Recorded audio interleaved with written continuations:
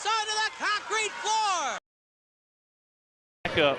Right now he's robotoing Terry Funk in a bionic elbow. Sends him right out of the ring.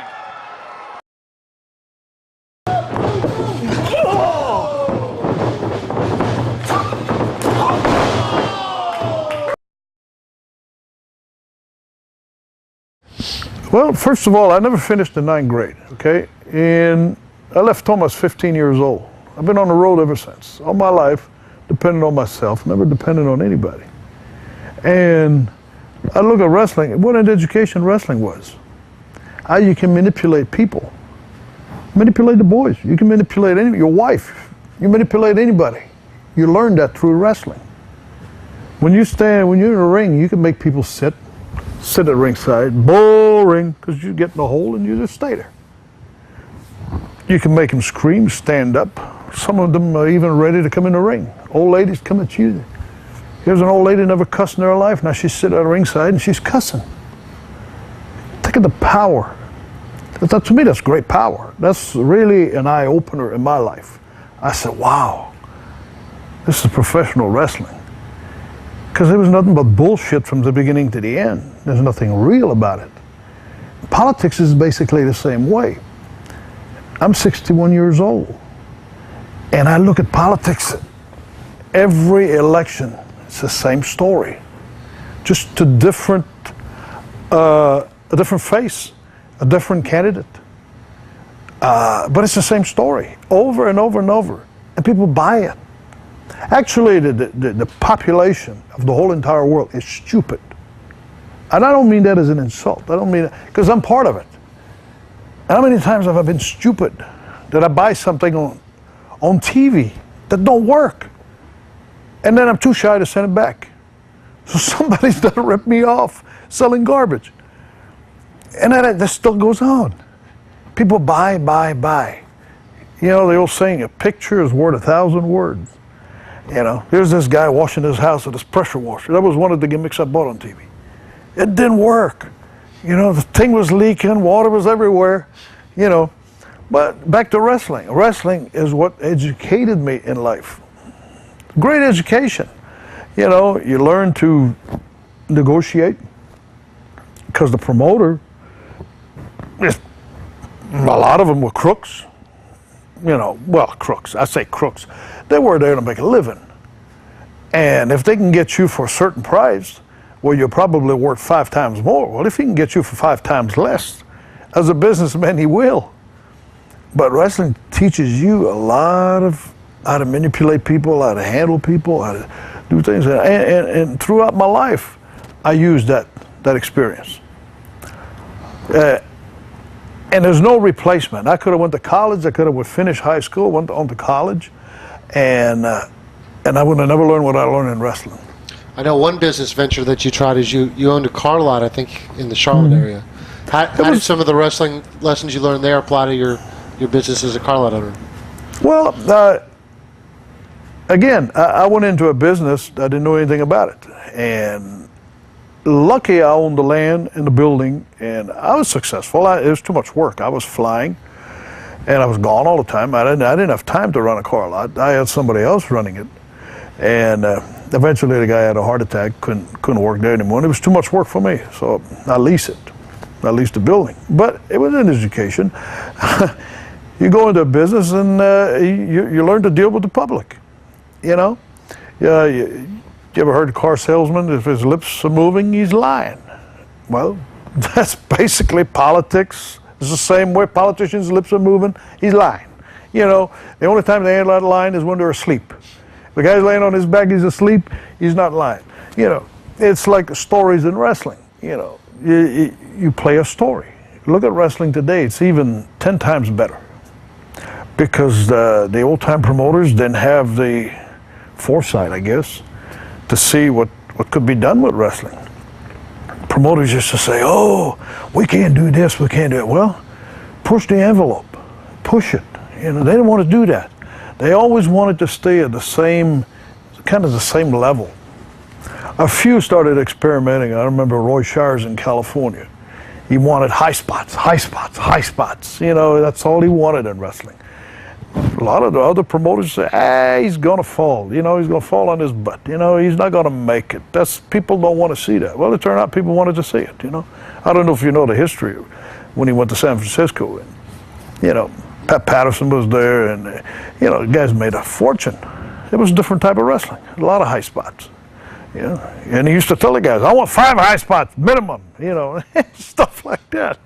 The old time, you went to Florida, you know, and tell Eddie Graham that, and you know, he wouldn't have agreed with it. You know, Eddie Graham was different. He wanted some wrestling. You know, the more you wrestled, the better it was. That's why you had Briscoe, the Funks. You know, well, they could wrestle for an hour and never throw a punch, never kick, and people would be standing. And even today, you got people that never understood I was done.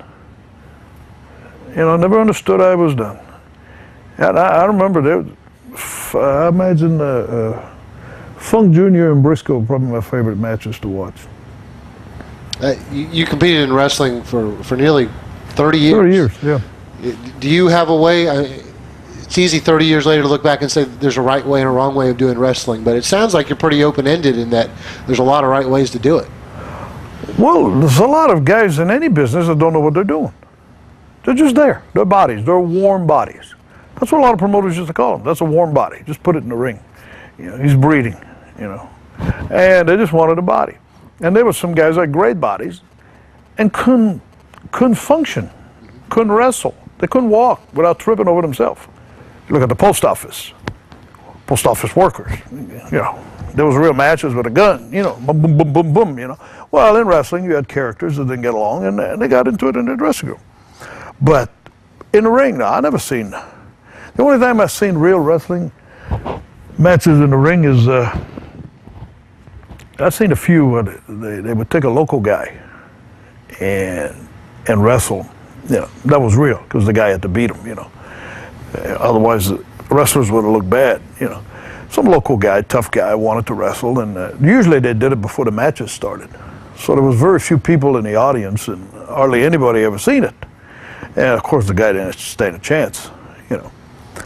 Of course, he walked in the dressing room, and there was 20 guys there. There was probably 1 or 2 that just could wrestle. The rest couldn't wrestle, so they put it against the guy that could wrestle.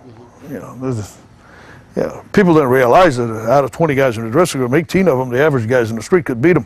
You know. I mean, come on. I was going to ask you this story later, but there's a story floating around there that a couple of years ago you wrestled on an independent show in Fayetteville, and your opponent, I don't know if you just disagreed with him, or I guess you ended up breaking his nose, and a lot of people thought it was just because you didn't really like how he approached wrestling, or I guess how he approached your match. Do you remember anything specifically about that one? No. Well, in wrestling, you had guys that were considered stiff guys. You know, you know, I probably belong in that club. You know, if you're going to hit somebody, hit them. And if you complain, you don't belong there. That was the old school of wrestling. Today it's not even necessary to do that. In the old days, there was a lot of places you went that the promoter loved that kind of wrestling, rough wrestling. You come out of the ring with a bloody nose, and I mean not mangled and stuff, but you know, so what? You got a bloody nose, and you know, and you busted your head, or you know, you got a black eye once in a while. You know, I wrestled Ric Flair, and I split his chest, and it's a fact. I hit him so hard that his chest had about 5 or 6 places where it was split. You never complained. Well, okay, I'll give you an example. Then I wrestled. It was the Four Horsemen. This is a true story. I wrestled the Four Horsemen. Every one of them. You know, Arn, never complained. I used to, you know, we'd whack each other. I mean, you know, we didn't try to bust each other's nose and cheat. But I'm talking about, you know, almost as hard as we could in the chest. And I mean, just, nobody ever complained. And I wrestled, what's his name? Lex Luger. Well, Lex was a big guy, you know, compared to me. Yeah, I was 230 pounds and 5'10" and a half. If I stand on my toes, maybe. No, 5'10", 5'10" and a half. You know, 230 pounds. Yeah, Lex, I don't know, 6'3", 4", I don't know, I can't remember. The guy was about 260 pounds, 270, something like that. Anyway, big guy, ex-football player, playing in Canada. I wrestled him. And one day, I wrestled him one time. And Crockett calls me in the office. This is a true story. Now, I don't know if this is Jimmy Crockett telling me this. Jimmy Crockett says, can't book you with Lex anymore. You hurt him. Well, that's incredible. You know, that somebody would, I hurt him. The other 3 guys never complained. I remember one time I loosened Tully's tooth. You know, I punched him in the mouth, you know. And he either broke his tooth or chipped it or something, you know. Because I heard of it 20 times after that, every time I run into him, you know. You owe me a tooth, you know. But that was wrestling, you know. And it's all part of it. But there were some guys that just didn't belong there. You know, they belonged in the movies where there was no contact. They had stuntmen doing it, you know. Well, in wrestling, it's pretty hard to have a stuntman, look-alike stuntman, and go out in the ring and do your stuff. Mm-hmm. You know what I mean? You got to do it yourself. So, yeah, it's incredible. It's like any other business. You got mechanics that don't belong to be a mechanic. They don't have a clue what they're doing. They got doctors like that. I don't know how they pass the test, but you got doctors that'll kill you in life. It's been known, mm-hmm. You know. So you got that in any profession, any line of work that you go to. When I was flying cargo, I flew cargo for 13 years. I ran into a couple of guys that didn't belong in the cockpit of an airplane. And to me, it was mind-boggling how they got there. How did they pass the test? How did they get there? How could they turn these guys loose in an airplane? And I'm serious. That's one guy in particular. I have never forgotten that. I flew with this guy. You know, you had to tape his arms to the seat because this guy would flip switches and he was like spastic, you know. He killed an engine in flight by accident, just flipping switches and buttons and so in wrestling it was basically, you know. So life is like that, you know. I like to watch people. There's some people that are very interesting to watch.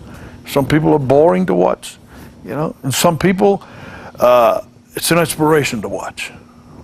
You know what I mean? You ever seen people like that? Mm-hmm. Like you watch some people and you say, wow, you know, this person knows what he's doing. You know, you kind of admire the person, you know. And then you watch some other jack off, just, what in the world is this person? You know, then you watch another person, this guy's a loony. I mean, everything is happening by accident. You know, it's just, that's my outlook on life, you know. I know you're an avid hunter now. That's what you do a lot of your free time? Oh, yeah. Yeah, as a matter of fact, that's what I'm doing right now, turkey hunting. Turkey season, 6 weeks of it. Yeah. Now deer hunt, bear hunt, caribou, moose, do a little of everything. Yeah. Where do you travel for this hunting? Is it all pretty much in the southeast? Or you... Yeah, turkey hunt, yeah, I hunt a lot in Tennessee. Got a friend of mine hunt in Cherokee National Forest a lot. I hunt in Virginia some, but mainly turkey hunting in Tennessee. Yeah, I've got a good guide. No, he's a good hunter and a good friend, you know, and we have a great time. Being out in the outdoors, especially when you got friends doing it with you, it's the best place you want to be. Mm-hmm. Do you still fly planes? Yeah, I fly a couple of guys around, 3 guys around, a couple of days a week, 1 day a week, 2 days a week.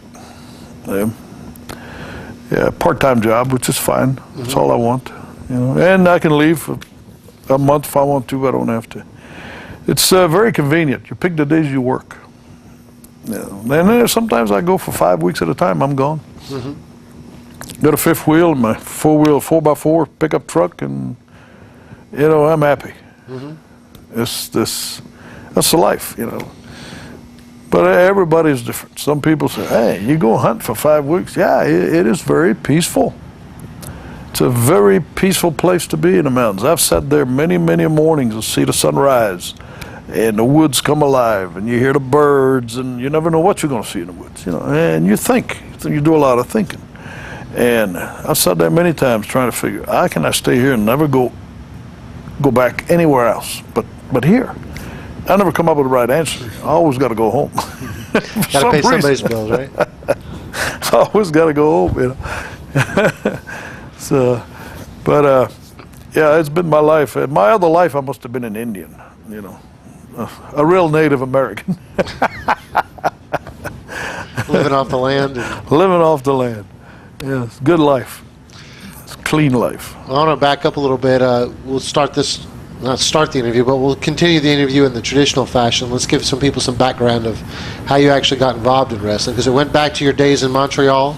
Yeah, I played hockey. I played hockey when I was probably 7 till about 13, 14. You know, and then I started wrestling. I was about 14. I went to this place and I was wrestling amateur. And then I saw this was a big facility. Then I saw there was a wrestling ring. Well, we wrestle on the mat, amateurs. And then there was a wrestling ring. And I boxed too. I was doing a little bit of everything. I was doing boxing. This place had all kinds of coaches. Boxing coach, judo, wrestling, you know. The place had everything. From weightlifting to... And so I kind of walked over to where the ring was. And I got to start talking to a couple of the guys. And they said, you want to wrestle professional? And I said, I'd like to try. So I got in the ring, and they said, no, this is, you don't, I thought it was like amateur wrestling, you know, take down, you know. No, this is different, different rules. So they taught me how to work, you know.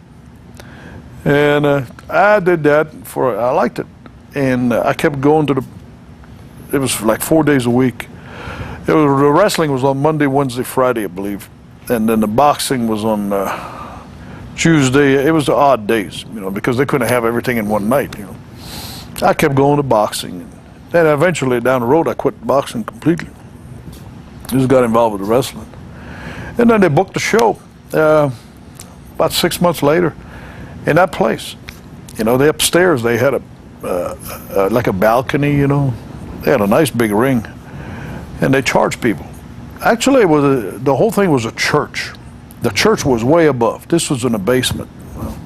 And the whole place was owned and run by a priest. Of course, the priest didn't have anything to do with the athletic department. Pat Gerard was, you ever heard of him? I don't know. His name was Pat Curry. He was a big star in England in the 50s. Because I went into his office and he had pictures all over the wall. Mm-hmm. Even with the Queen Elizabeth, one of the queens at the time in the 50s.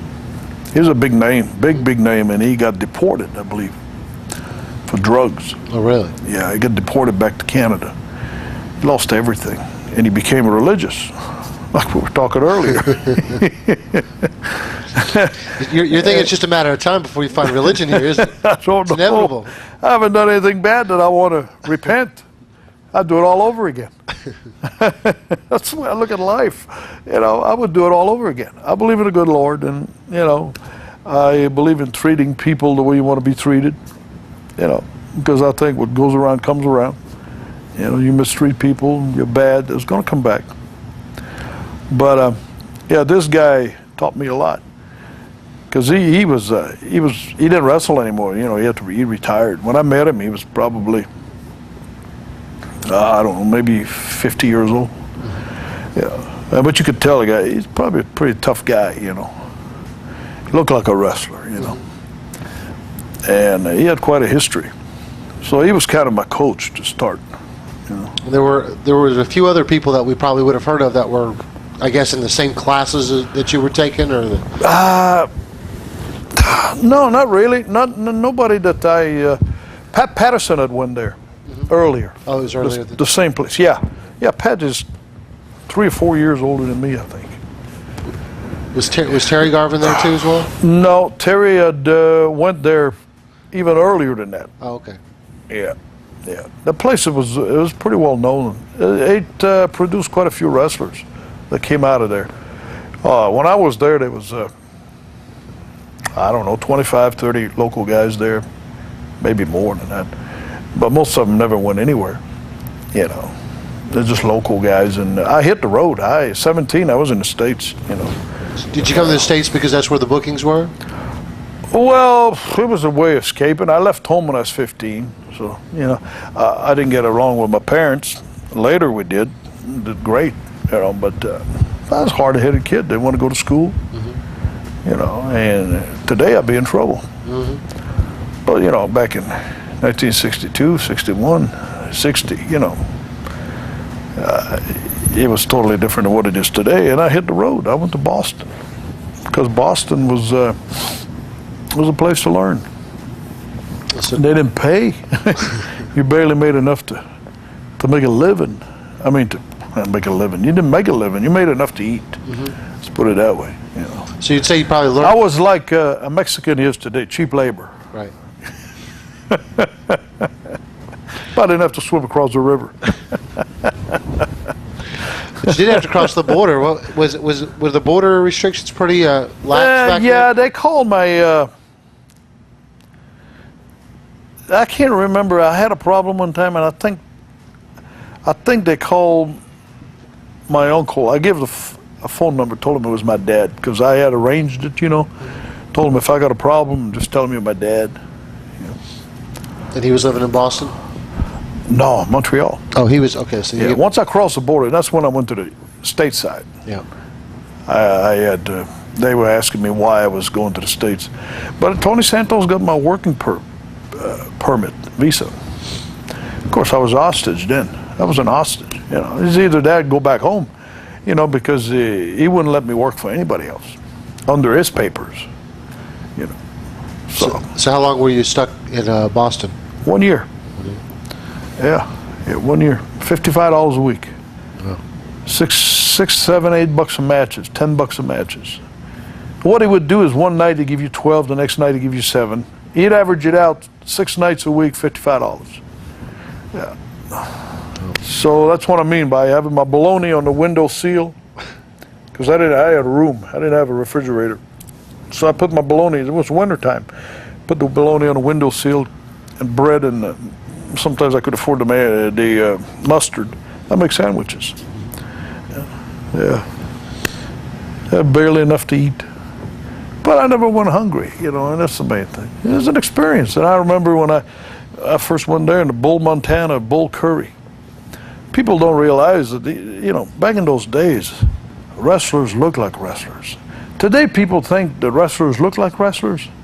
No, they're bodybuilders. They don't look like wrestlers. Today, that's they perceive wrestlers to look that way. But the old timers were so much more impressive than these guys today, I think.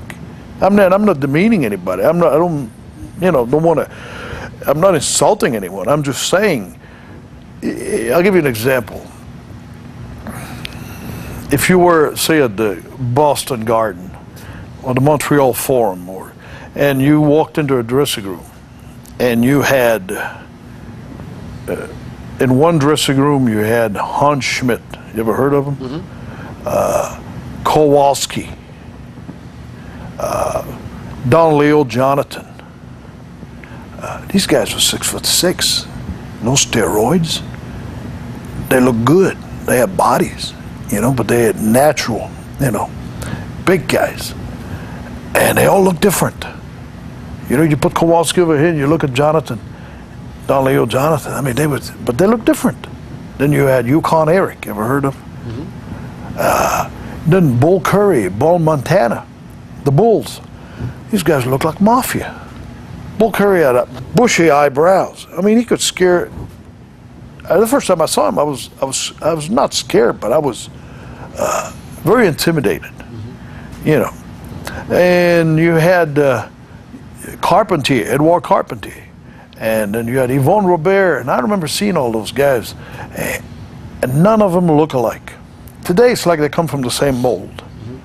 You know, basically, and I don't mean that as, you know, in a bad way, but that's the way the people perceive wrestling today. They all got great bodies, you know, but they all basically look from the same mold. You know, that's the way I see it. Where in the old days, there was all different molds. They all had different identities, different interview style, different, you know, and it was unbelievable. It was, and that's to me the way wrestlers. They look like wrestlers. They look tough because they have big knobs, big cauliflower ears, you know, and like that's the first time I've seen Valentine, not Greg, but Johnny Valentine in Montreal. He was kind of lean, tall, blonde-headed guy, you know. But my God, man, he used to hit the guys, and geez, today, I think they'd walk out. I don't know. I don't think it would fly today, you know, the way he would whack the guys, you know. And Hans Schmidt would kick Edouard Carpentier, and 30 minutes later, he'd come back in the dressing room, and you could see shoelaces prints all over the chest. Shoelaces print. You don't see that anymore. You know, totally different. Totally. But it's the world changes. You know? And that's where Vince, to me, saw something that no other promoters saw. The marketing of the talent. The marketing. Because it was there all along. Yeah. Promoters used to tape and then tape over the tape to save, so they didn't want to buy an extra tape. They're killing themselves for that now. All the libraries that Vince McMahon buys up from these promoters that didn't do that? Yeah. They used to tape over because they thought it was just worthless, unimportant. But the world was different too. I don't know if there was a market then for that either. Oh no, not then. I don't think there was a market. Today people are in a mode of, but first of all, to me, the greatest power of all this is television. Television is, like some of these guys I travel with and everything, oh, I'm a star. You know, some guys thought they were stars. I never consider myself a star. I don't believe in stars. I don't believe in Hollywood stars. I don't believe in there's no such a thing as a star. You know, the only real star is in the sky, you know. That's a star. But if there's a star on the planet here, it's the television. It's the big screen, you know. Because these people wouldn't be nothing without that screen. You know, they could be the same actor, the same talented human being, the same person, but if they haven't been on the screen, they're nobodies. Now, all of a sudden, they're on the screen, they're stars. So to me, the star is the screen. It's like television is the star. You could be like, this guy got on the wall there, great athlete, tough guy, Olympian, wrestled in the Olympics. But if he would have never been on television, it would be a nobody. But being on television, he becomes big, and people fall. I don't know. There's not a human being I would deplace myself to go see, including the Pope. Because, not for disrespect, I don't mean to disrespect anybody when I say that. Simple reason, he puts his pants one leg at a time like I do. You know? And when he wakes up in the morning, he's got bad breath like most people do. You know, and if he doesn't shower, he's going to have BO. You know, and if he doesn't change clothes, you know, he's going to smell pretty bad. It's just like these movie stars, these beautiful broads on TV. You know, gorgeous. They paintbrush them, you know, make them look, you know, perfect. I guarantee when they get up in the morning, man, they're just like us. There's no difference. You know, they're all humans. We're all humans. You know, and people elevate people like, you know, and I've had people used to come to me and they look at me like, and I used to say, calm down, you know, I'm just a guy, you know, I'm just an average guy, you know, because I happen to be on television. You know, it doesn't make me any different than anybody else. But you probably were around a lot of people who it did change. Oh, some people who went totally to their heads. Totally to their heads. You know, and I'm going, these people are in la land. You know, just come back on earth, man. This is reality. You know, it's just a make believe. You know, and people elevate people, and I still to this day, it's hard for me to understand elevating somebody like that. You may admire him. You know, there's a lot of people I admire in the world. You know, I admire Vince McMahon. He's, to me, the guy is probably the guy I admire the most. He's like another guy, the guy at Microsoft, Bill Gates. You know, started from nothing. You know, his dad would be proud of him today. You know, I think, you know, but when you got somebody that have a vision and cash in on it and do what he's done, a lot of people hated him for what he did to wrestling. But he didn't do anything to wrestling. Even though some people think he hurt wrestling, I don't know, you might have heard that. People say, oh, he killed wrestling. He did this to wrestling. He did that to... No, wrestling did that to itself. Because I remember wrestling. I'll give you an example. Atlanta, Georgia Championship Wrestling. That's just an example. They've done that everywhere. I'm not picking on one place, but... And... Oh, they want good, solid wrestling, right? Good, solid wrestling. And then they put guys in the ring like the Mulkey Boys.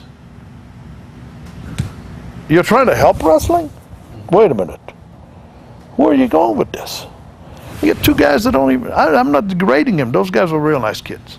Real nice kids. They were trying. They would have loved to have bodies and you know, been able to make a lot of money in wrestling. But I didn't think they belonged there. Not if you want to protect the business. You know? You had the McGuire twins in a ring. Any other sports? Do you see that in any other sports? No, because they're legitimate. You know, if it was legitimate wrestling, the McGuire twins would have never been in a ring. They would have got killed. They would have got destroyed. You know what I mean? So in a way, they're trying to make people believe, and then by their actions, they were killing it. And now they blame Vince McMahon for doing the same thing to the wrestling. Well, Vince did it his way. He told people he didn't care. It was entertainment. And it is entertainment. It's always been entertainment. You know, the only time it never was entertainment, it may be when it first started. Well, they didn't do much. They hang on to a hold for an hour, maybe in the early 1900s, you know, during the time of Schmidt and all those guys, you know. Well, but the matches were boring. They went in the ring, you know, and they just hang on to a hold and they try to make the guy give up, and you know, and half of it was a shoot, you know, half of it was, you know, back then it was, but it's always been a work. Yeah. When I love asking this question of guys who started wrestling before it got. You know, I usually pinpoint the mid '80s as the point where most of the fans believed it was real, to where most of them believed wrestling was not real. Would you have, starting out when you did, if I would have told you then that the wrestling's going to be so exposed and most people are going to think it's fake, would you have thought that it would have survived? No, because we were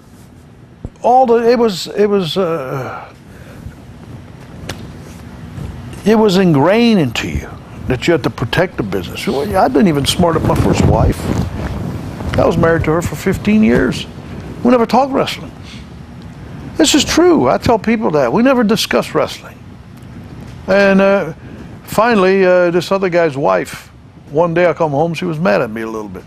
She said, you never told me about this, never told me about that. And I went, well, tell me about what? And so this other guy's wife finally told her, you know, about the business. And I went, well, you know, but that was 15 years later. And it was a different generation. People didn't give a shit, you know. The guy told his wife everything like, I don't know. I never discussed my business with my wife. You know, I come home with a Band-Aid on my head, you know, and that was it, you know. Did you get hurt? Yeah, I just got a little banged up. It was no big deal, you know. Went about my business, and sometimes I had a bad knee, a bum knee, an elbow, or, you know. It was part of my business. So it was ingrained in us. You never talk business unless you talk to a wrestler. Never discussed it. With my brother, I never have. Never discussed it. My family, my father, my mother, never discussed the business. It was just a no-no, you know. And the promoters used to say, well, yeah, you're going to kill the business. Well, they did in England. I don't know if you remember, late 60s, I believe, there was a big expose. You know, I think it was in the 60s. Big expose in England. And it killed it for a while. You know, the business just went, you know. Because, well, people back then wanted to believe. So you kept the image as much as you could, that it was, you know. And a lot of guys used to really get mad, pissed off. You know, somebody would say, hey, wrestling is fake, you know. I just used to ignore them, or, you know, I'd say, well, you ought to try it. You know, then you really know. You know. I never really got mad because I knew what I was doing. You know, I knew what I was doing. I mean, it's who you trying to kid. But I tried to protect it because it was, it was part of your education. You protect the business. There was promoters, you weren't allowed to bring your girlfriend or your wife to the matches. Yeah, because it kept the girls away from the matches, especially if you were a babyface. You know, you were a good-looking kid. You know, they wanted to attract girls to come to the wrestling. So if the wife or your girlfriend was there, that was no good. And another reason too is a lot of times they have problems with the wives and girlfriend arguing with each other. Well, my husband's better than yours. My husband made more money than yours. My husband's gonna be the champion. And you know, all of a sudden there'd be a problem. So they didn't want wives and girlfriends in the matches. They ran it as a business more than today is ran as entertainment. You know, people are open about it, and people are still going.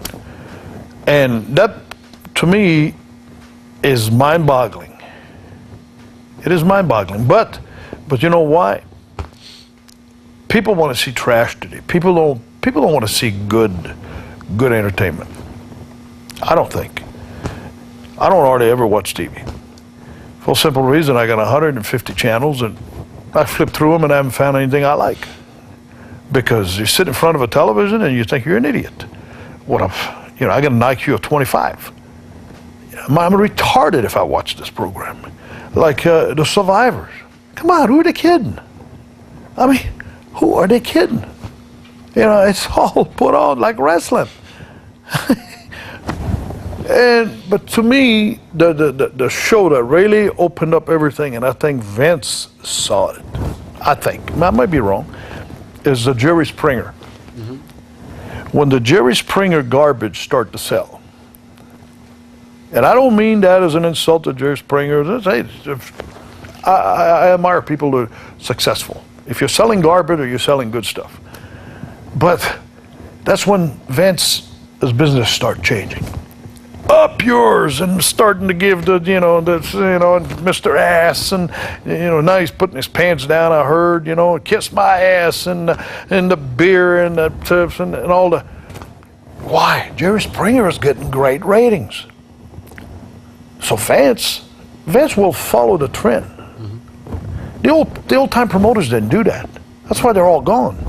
They didn't do that. You got to change with the world.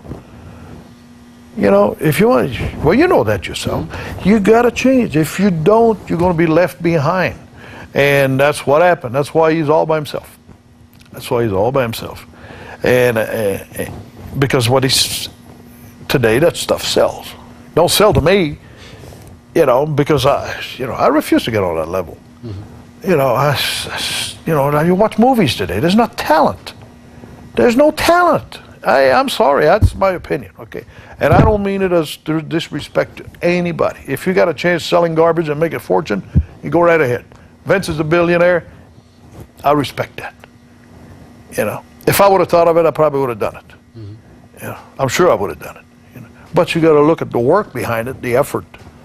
He probably never sleeps, works. It's a lot of work. He earned it. Anyway. And then you had Ted Turner that took over the WCW. It was an NWA then, and it's gone. Why? Because they didn't change. They try to copy, but you can't compete with a genius. Mm-hmm. There was no genius in Atlanta.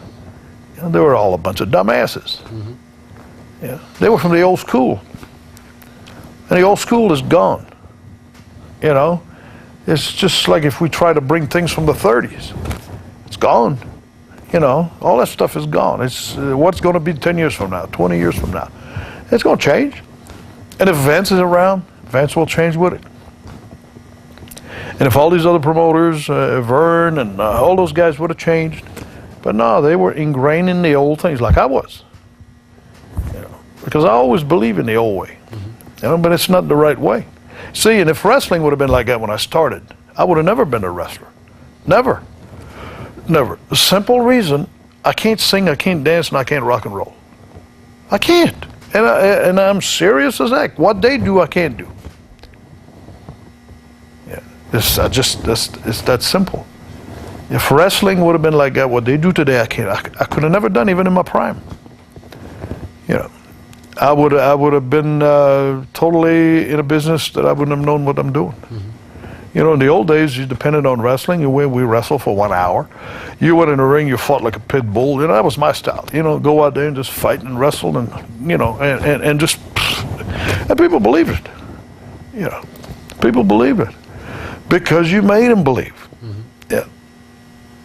And today, they don't believe in the wrestling, but they still go. I guess they go because they consider a good show, I guess. I guess that's the way I would put it. Or maybe because they got some girls with bodies. They got a combination of everything to attract people.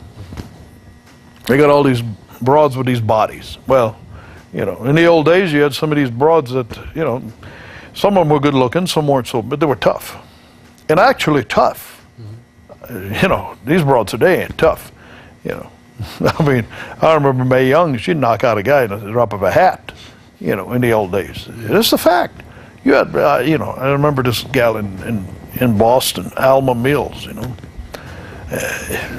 You know, she probably could whip the average guys in the street, you know. And then you had some good-looking women in wrestling, you know, and they're pretty tough too. Moolah, you know, so Penny Banner. You had a lot of nice, good-looking women, but you had some that weren't so good-looking. But they weren't. I don't think they were selling as much the sex and the appeal as they are today. You know, and usually the good-looking girl was always the baby face. You know, and but it's different. What was your ticket out of the Boston area? Because you moved on down to the ticket out in Boston area. I wrote a letter to Leroy McGurk, and he answered my letter. He got my papers to work for him. And finally I'd saved about $25 a train ticket. I got on a train. I went to Little Rock, Arkansas.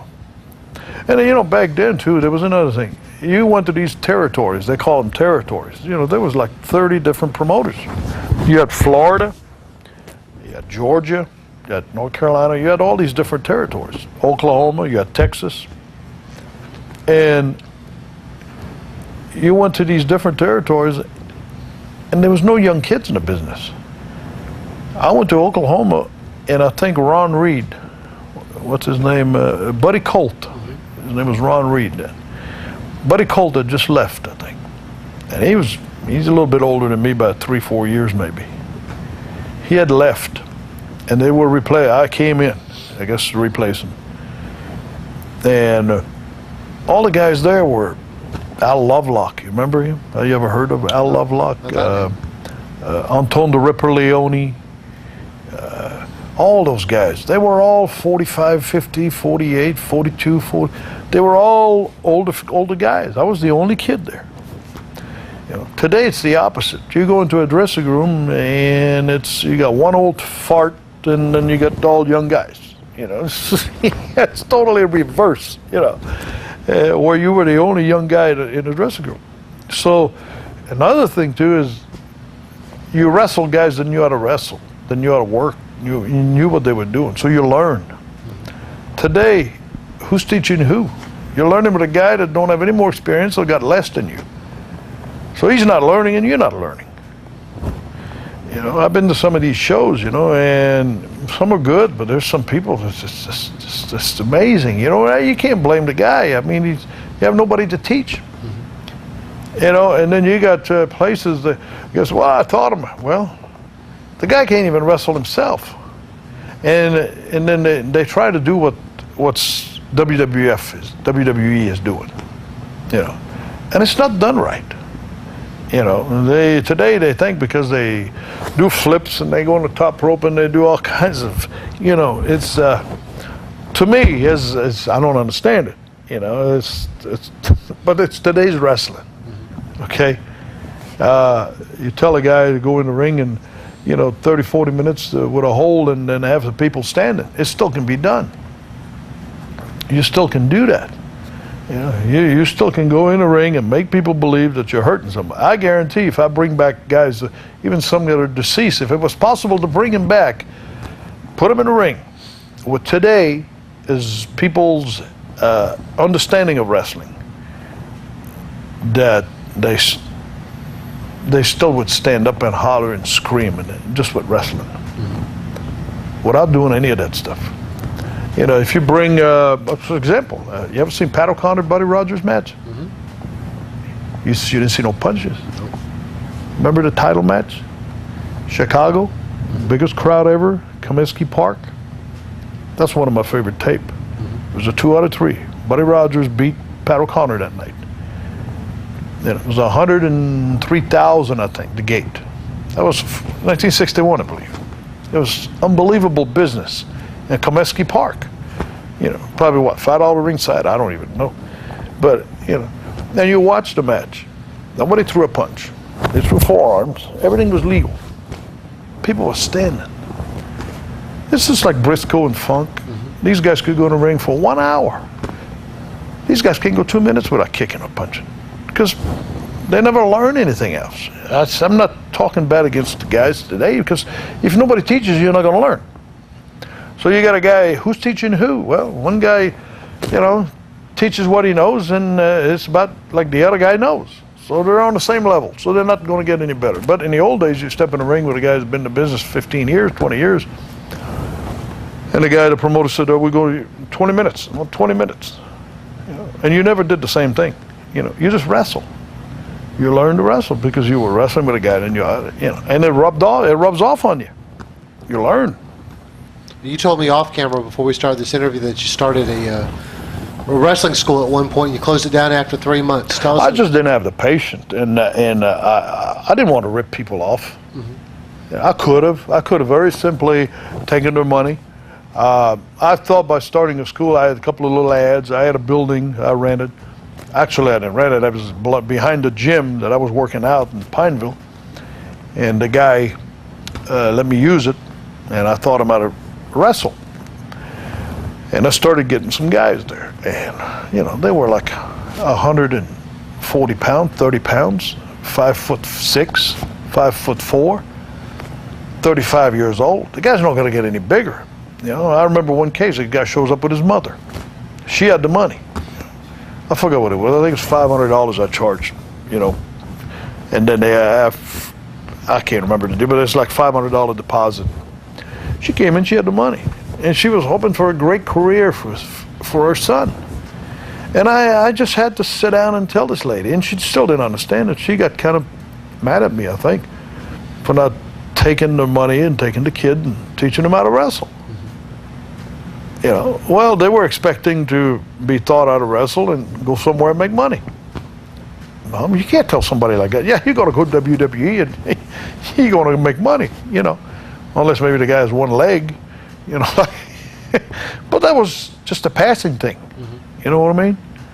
Yeah. Vince can use people but this guy just didn't have, and there was quite a few like that. And they kept showing up, and finally, and the guys didn't want to do this, didn't want to do that. I used to tell them, you know, you go in the ring 5 minutes and you're out of breath.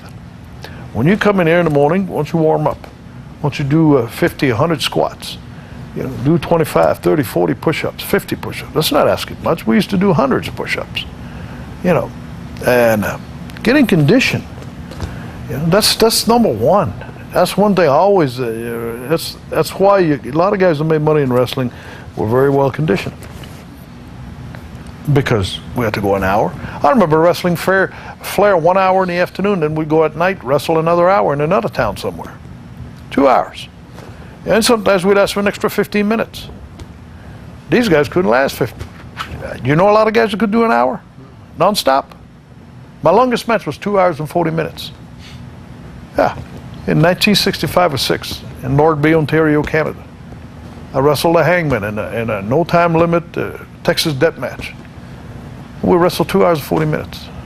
Got in the ring at 10 o'clock, and we got out of the ring. It was after 12:30. It was almost 1:15. People were coming to the matches by 11:30 because they were on the news giving the results of the matches. It was a small town, about 60, 70,000 people. They were giving the results at 11:30 news. And they said, well, we can't give you the result of the main event because they're still in the ring wrestling. So all the neighborhood would come to the matches. Of course, the doors were open. Mm-hmm. They weren't selling no more tickets. You know, so people start coming in. We wrestled till 1:45. Yeah. So a lot of the early memories people have of you is teaming up with Terry Garvin. That was at the beginning. We didn't wrestle very much together. The first 5 years, maybe 6 years. Whose idea was it to team you guys up as brothers? I think we went to I can't remember. We teamed up in, I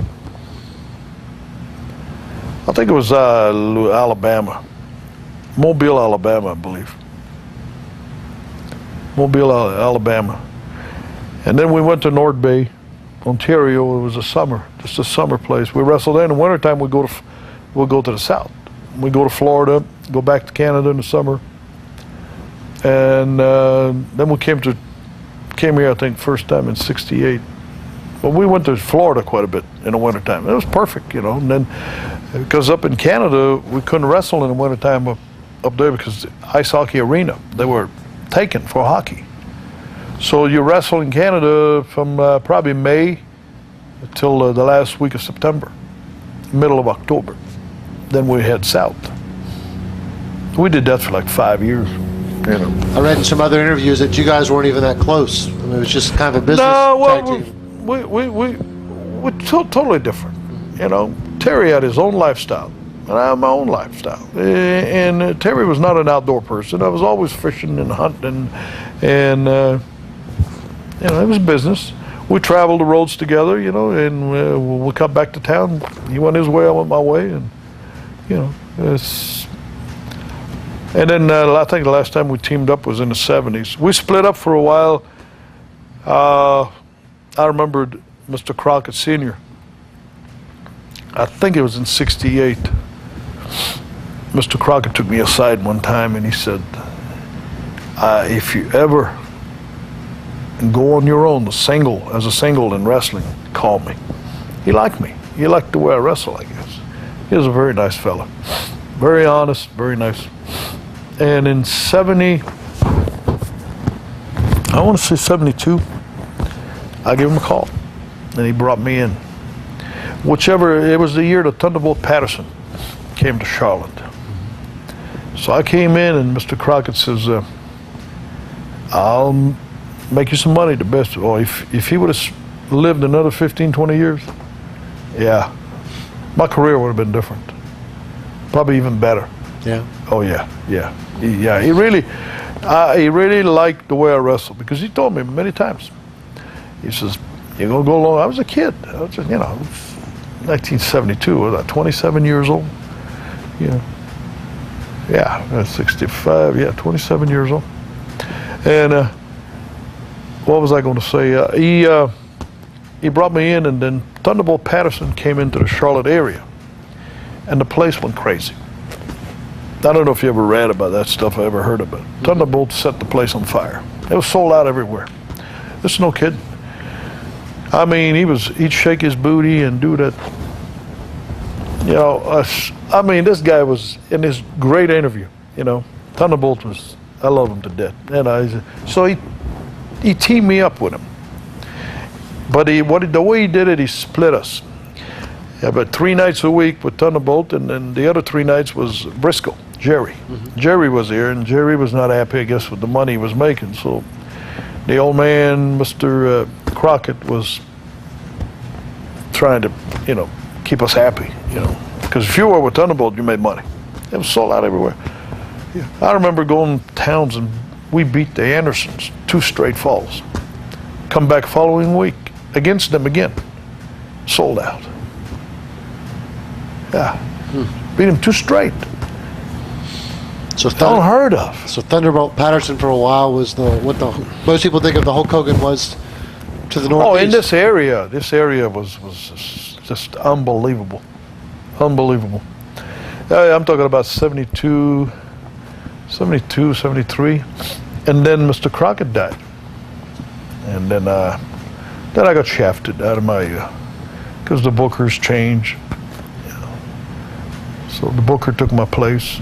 I got put to the side. I left anyway. Who became booker at that time? You said when you got shafted. There was Johnny Weaver and Rip Hawk became the bookers. Well, Johnny Weaver saw the money, so he put himself in a 6-man tag.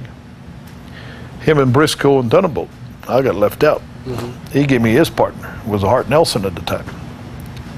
Yeah. So I saw the writing on the wall, you know. I left. That's one thing. I wasn't happy. I didn't do a lot of bitching. I didn't complain. A lot of guys used to bitch, complain, you know, in the cars and the dressing room and everything, you know. Hey, what does the wrestlers can do? They can't do nothing. You got bitching, go bitch to the guy that pays you. You know, and if you don't like it, leave. Like I said, there was 30 different promotions. It didn't bother me to pack up and leave, you know. Even though I was married, had kids in school, it didn't bother me. It's pack up and go. You know, it's not that hard.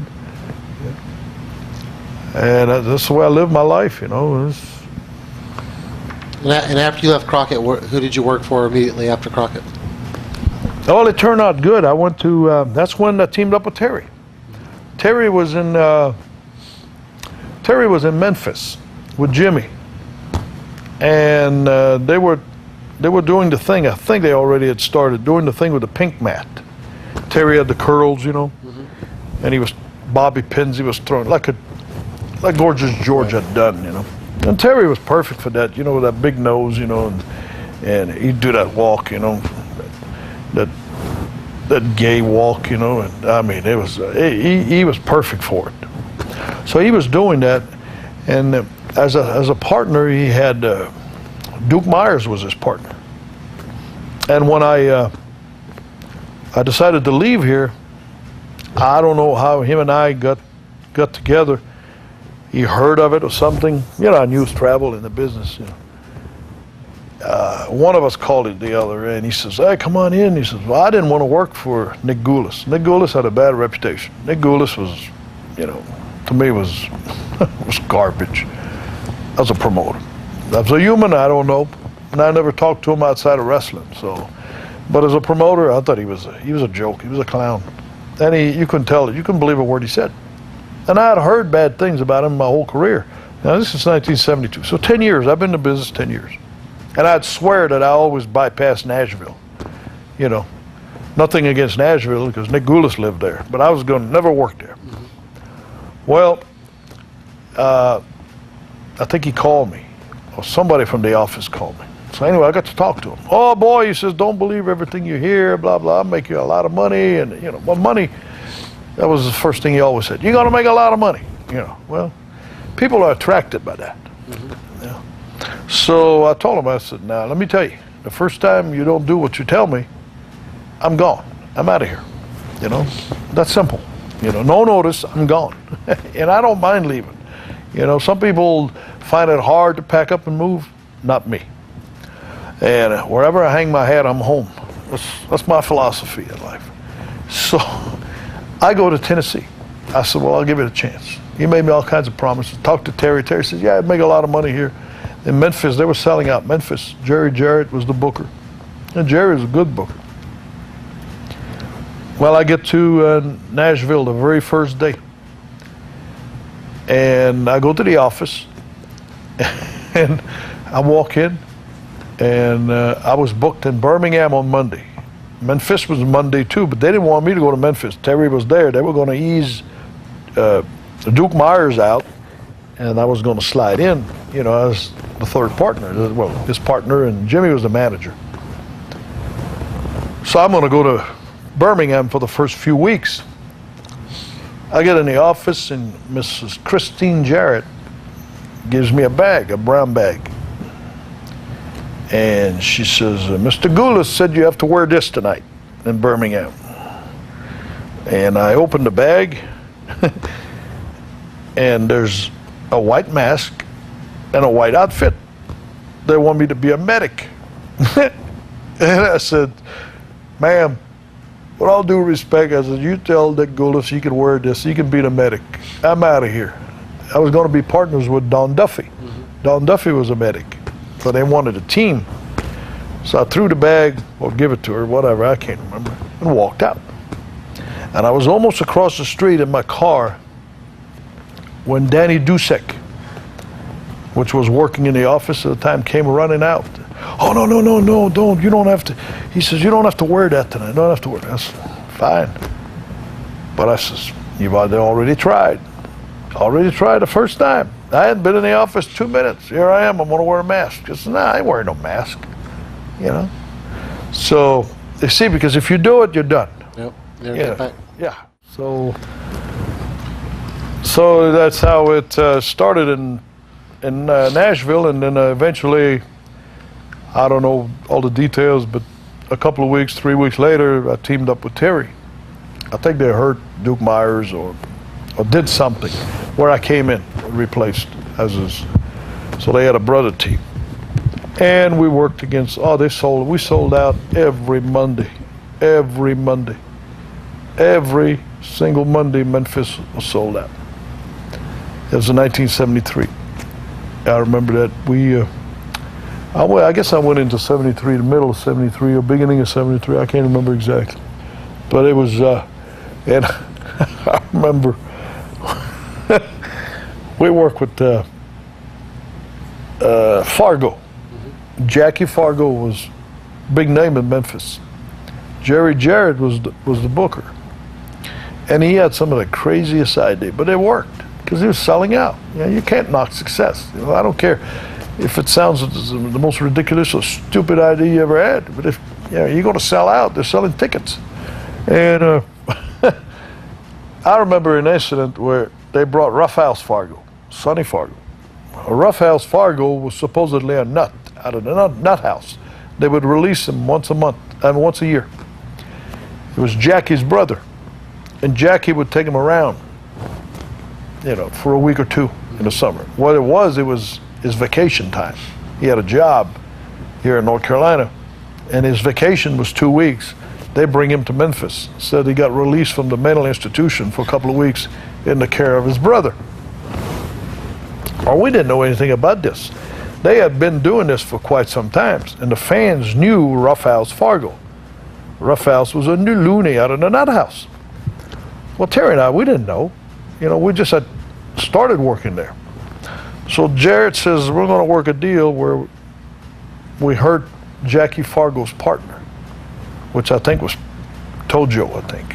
Anyway, we hurt his partner, so he's going to bring his brother Roughhouse. So we signed a contract, we're going to wrestle Roughhouse. And without knowing that this guy's a lunatic from the nut house, right? And then after we sign a contract, they tell us. So we said, we don't care. Loony or not, man, we'll wrestle the guy. And Roughhouse, he's not a big guy, weighed 170 pounds maybe. Place was sold out. Sold out. Memphis was sold out. And we're in the dressing room, and Jerry Jarrett tells us what we're going to do. The deal is we go out in the ring. Somehow the match started, the bell rang, but Roughhouse was still in the dressing room. Terry had still his robe on. He had his robe, He looked like a real douchebag. I swear. I call him douchebag. He looked like a Zazu Pitts. Remember the old Zazu Pitts in the movies? He's in the ring with these big curls, strutting around. And the bell rang just to make it official, the match had started. And Roughhouse comes running to the ring. He jumps on the apron of the ring, leaps into the ring, and goes, ah! Just screaming and scratching his head and just waving his hand. And Terry faints. Goes in spiral, just with his robe on. Just like you see in a movie, a woman fainting, So he tells us that in the dressing room, and I said, and that's the end of the match. There's no match. And I said, this is a joke. I thought it was a joke till it happened. Because, you got to give a match to these people. You got to do something. To send them home without a match, I said, they're going to kill the place. There won't be nobody here next week. Because there was a good payoff. The place was jam-packed. Till we went into the ring, I still thought that Terry, Jimmy, and all the other guys were in on the joke.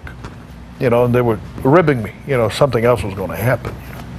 And we went into the ring, and that's exactly what happened. Terry fainted, and we lost the match. On a feint. And I said, my God, there goes our payoff. The check's going to be about 10 cents next week. And sold out again. We had a return. He stretched it 1 week, you know, just to stretch it, get more out of it. People really wanted to see that. And we had a pink mat. Terry would insist on a pink mat. They'd put a mat just for us. You know, and Jimmy would spray it, you know, pink mat. And the pink mat did it. I mean, the pink mat would really get people pissed off. Did the other boys know about Terry's, you know, lifestyle? Oh, yeah. Terry was wide open. He didn't give a shit. So back then, it wasn't a big deal to people? No. Nobody gave a shit. I mean, excuse the word, but I mean, nobody cared. You know, he had his own, he didn't bother the guys. You know, he didn't bother the guys. He had his own lifestyle. He was like a guy that likes women. You know, if there was women wrestlers in it, he didn't bother them. You know, he just go to bars wherever he went. You know. And no, it was like there was quite a few guys that were gay in the business. You know, and most all the boys, they were open with it. They know used to. Do they rib him more because of it, or? No, he used to rib the guys. He used to rib the guys more. Oh, Terry was a big ribber. Oh, he never stopped. Oh, never stopped. He was ribbing all the time. You know, but the guys didn't care. He never bothered them. You know, as far as sex, you know, I mean, he was not interested. Yeah, another thing too, this misconception about gay people. I've known a lot of gay people, and I don't care about their lifestyle. It's not my lifestyle, but who cares? You know, but they're not after a guy my age or your age, a 40-year-old guy. They're after younger guys. They're just like guys. They're all the young broads. You know, they want young women. You know, that's what I understood. You know, he never looked for old guy. You know, he was always looking for a guy that was 19, 20. You know, 18, 19. You know,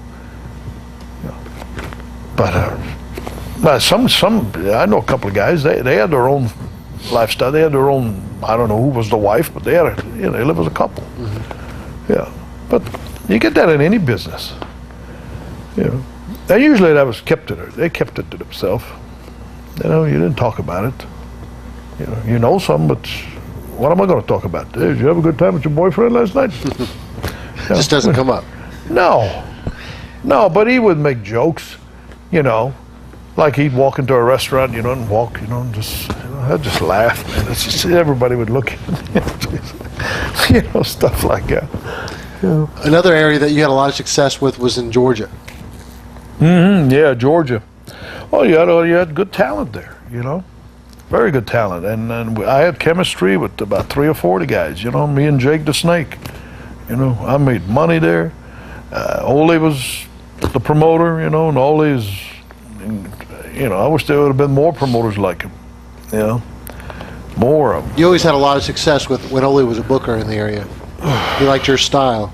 You know, Yeah. Well, I wrestled with Ole against him and partners with him. Right. I was partners with him in Florida. And Ole liked that rough stuff, you know, and go out there and you want something, earn it, you know. In the old day, you know, we went out there. It was not a shoot, but you want my arm, you're going to work for it. You know, I'm not going to give you my arm, you know. So you have to fight. And people see that. People see that. That's the problem today. These guys want to be. I've had guys come to me and they say, "Hey, brother, they barely squeeze your finger." Oh, what are you? You know, jeez, you're a man. You know, what is it, brother? You know, give me a handshake like a man. You know, that's the way I was brought up. You know, not this 2 fingers. You know, and all this. Well, they wrestle like that, and it shows.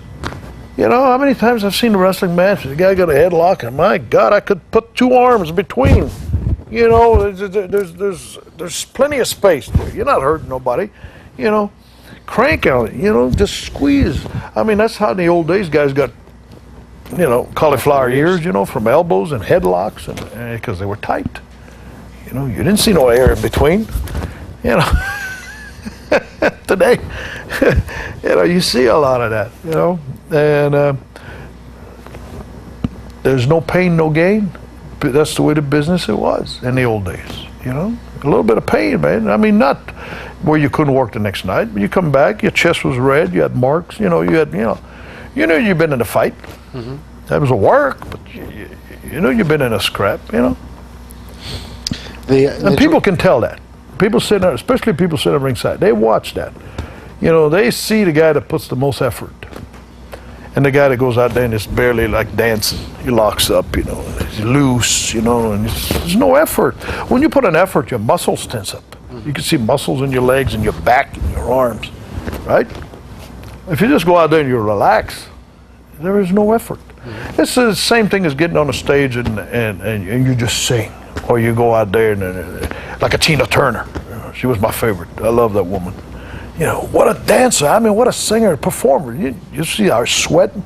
You ever see her work? You know, Elvis was the same thing. You know, like some of these entertainers, the effort and the energy they put behind all that. Well, wrestling the same way. Same way. Yeah. And I guarantee Tina Turner, if she wouldn't have been, you know, that energetic, her success would have been half. Her success would have been half. I think, you know. Because it added to it. She had great talent, great legs. Oh, I still dream about her. Just kidding. She's still got great legs, even at her age now. Oh, yes. I've seen her not long ago on TV. Yeah. Was wrestling in Georgia had national television different than any other place you'd been at up to that point? Well, they was on a cable. It was a novelty. Well, we were going places with it. Where that's when you started to get exposed. You know, before, if you didn't leave Florida, well, the only ones that knew about you was the magazines. You know, you weren't known all over the country. You know, so you could wrestle 5 years in Florida and have another career somewhere else for another 5 years. You were brand new. You know, you had exposure through the magazine, but it was not much. And then what Georgia did as a cable, it really started exposing you all across, all over. And of course, not everybody had the cable, you know, but you started being known all over the United States. And they had, at one time, they had what great ratings they had. Georgia Championship Wrestling, as a matter of fact, I think they had 3 hours because of the ratings. They started with 1 hour, and the ratings were so good that they wanted 3 hours of it. As a matter of fact, I read somewhere or heard that is what made Ted Turner, or helped make him, was the ratings on Georgia Championship Wrestling when he first started. That's how hot the thing was. Do you remember your match with the Road Warriors coming in? We had talked about before bringing in some of these muscle guys, and you had to work with them to compensate for their lack of ability. You remember wrestling them in Georgia? Oh, yeah. Me and Jerry Oates beat them in Columbus, the title. But it was hard. It was hard, but it was worth the effort. Well, we had to do a lot of work. You know, they were green. They didn't know what they were strong guys and dangerous. You know, I mean, big guys. You know, so you have to be careful. You know, because they can do stuff and hurt you without even trying. And so we had to work around, you know, around the stuff. But they were good guys. Hawk and Animal, you know, they were good guys. They wanted to learn, you know, and you know, of course, if they didn't like you, it was a different story, you know. But I think they respected me and Jerry and a lot of the other guys, you know. But yeah, when Ole brought them in, my God, and I was booked with them. It was survival. Survival. But you know, if they hurt you, they didn't do it on purpose. Right.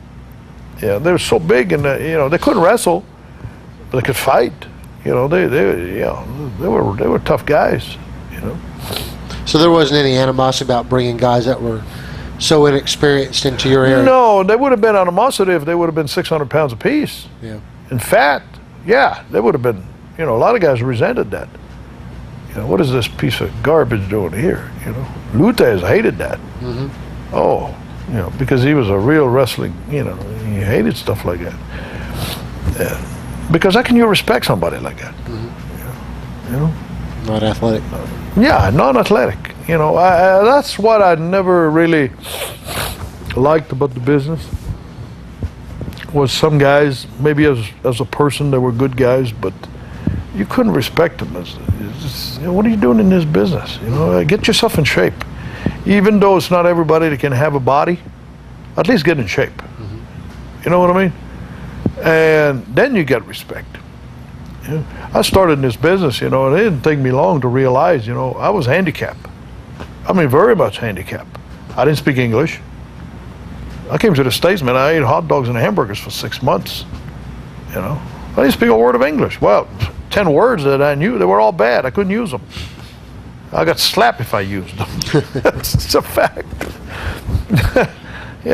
The first thing you learn when you learn a language is your friends teach you bad words. Right, oh yeah. And I know that because I went into a restaurant one time and the guy says, repeat, blah, blah, blah.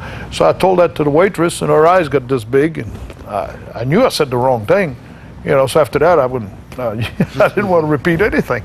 So when you started wrestling in Boston, you didn't speak any English No, at that point? didn't speak English. Wow.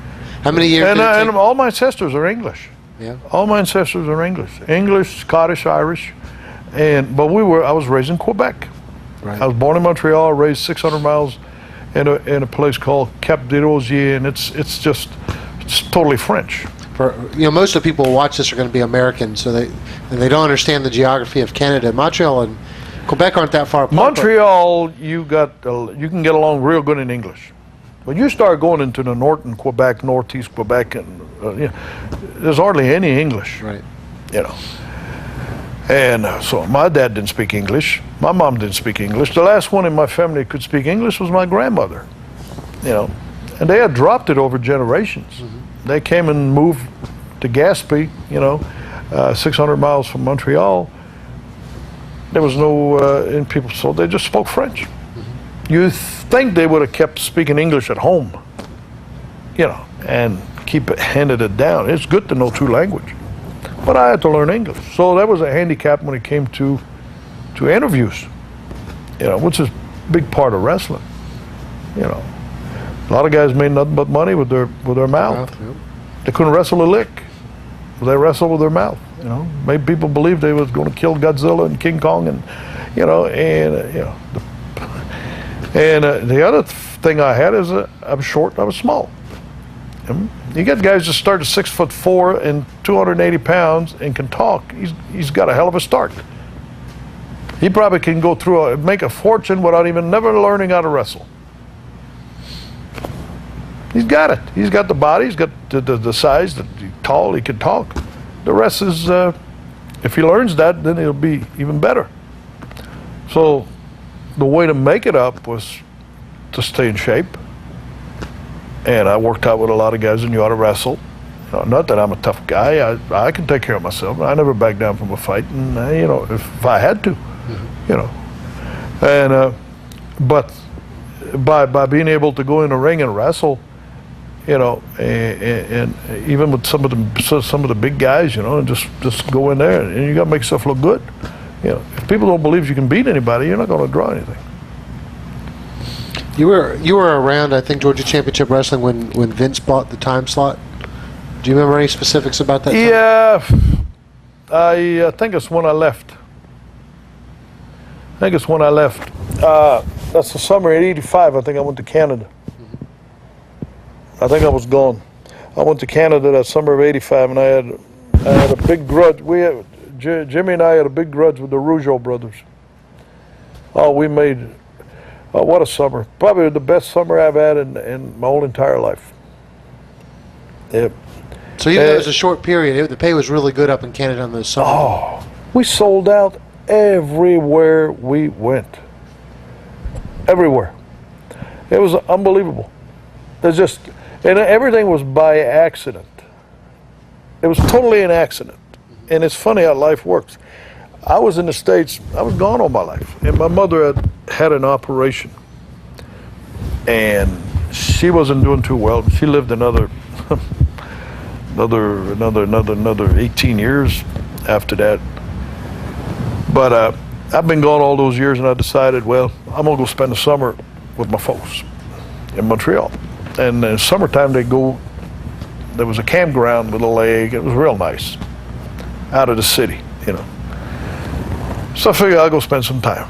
I've been gone since I was 15. Well, I've been home once a year, but living at home, spending time with them for 3-4 months, So I came to Montreal, and Dino Bravo and Gino Brito were the promoters.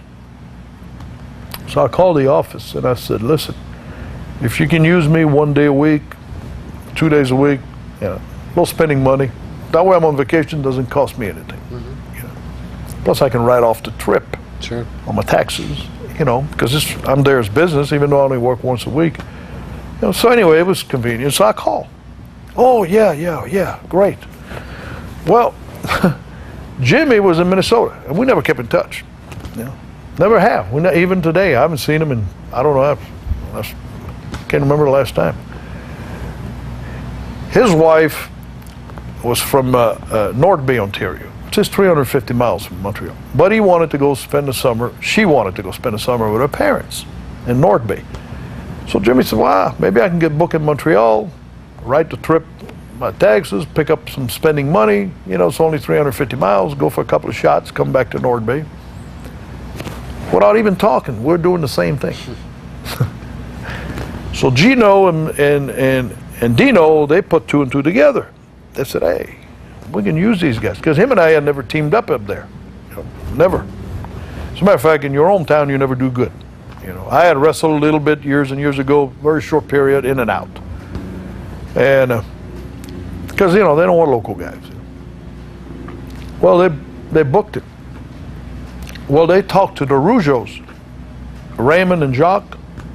Well, their father and their uncles were big name in Montreal. Probably bigger than Hulk Hogan. I mean, huge. Like, you ever heard of Yvon Robert? He was a god up there, In the 50s, Carpentier, Yvon Robert, these guys were. So they decide that they're going to put the Garvins against the Rougeaus. And Precious is the Valley, the manager. Okay. So we go to the forum. And it drew a big house. And what happened is we attacked them. With Jimmy had the spray, and I attacked one of the Rougeaus, the other one. Anyway, I come off the top rope with a big knee drop. Anyway, we crippled them. They're laying there, man, and it looked like a bomb had went off in the forum. Well, the dad, which is at the time was probably 60 years old, was sitting at ringside. Retired, He's a big guy, Jacques Sr., real nice fella. Tall, probably 6'5", 6'6", big tall guy. He jumped in the ring to help his sons. Well, I put the boots to him and came off the top rope and knee dropped him across the throat about 2 or 3 times. And anyway, all 3 of them are laying there, man. People are dumbfounded. These guys are the superstars, and here they are laying there like, just like a bomb had went off in the forum. And that was all we needed to do. The rest of the summer, everywhere we went was sold out. And I said, we didn't do anything for this. How many times you try to draw money, and you pick your brains and you do this. It's just that the chemistry was so good. And I've got a tape of it. It's one of my favorite. Excuse me. It was unbelievable. Everywhere we went, all over the province. I was up there for the whole summer, 3.5 months. I left, I believe, in the middle of September. Jimmy stayed because I didn't want to stay. Vince was taking over up there too. He had taken over. He was trying to take over in Atlanta, and So anyway, I didn't want to be involved in that. But I left. But what a summer! And the blow off was at the Montreal Forum before we left. The biggest crowd ever in the Montreal Forum. Never been broken. That's a record. I mean, it was in the paper, and I didn't believe it, but it's a fact. Even Vince, nobody's ever broken. Nobody. Biggest crowd. Of course, you can put more people in hockey because you got the ice that's filled with people. That place was so packed. It was unbelievable. Made the headlines all over Montreal, the newspapers, record crowd, blah, blah, blah, blah. Yeah, it was just unbelievable. Another area I want to talk about, because this is, I'm a bit of a younger fan here, and the first exposure I had to Ronnie Garvin was pretty much working for Jim Crockett. What are some of the early memories of you working for the Crockett family? Crockett, I came here the first time, I think, I can't remember, 60, I want to say 66 came here. I know I didn't stay long. I think it was in the winter time. I think it was in the winter time. I think I stayed very, very short period, but then I came back, I was here in 68. I remember 68. I remember that. I was here, and again, I think it was winter time because in the summer I went to North Bay. Because I was in Canada the summers of 65, 6, 7, 8, 9. So I was here in 68, and then I came back, I think in 70 with Terry, and then I came back in 72 by myself because the old man wanted me. He told me, Mr. Crockett, he says, I have nothing against Terry, but he says, I like you as a single. And that's what I did. So 70 is really 68 I was in and out, just a short period. Mm-hmm. Were you born then? 73. Oh, see.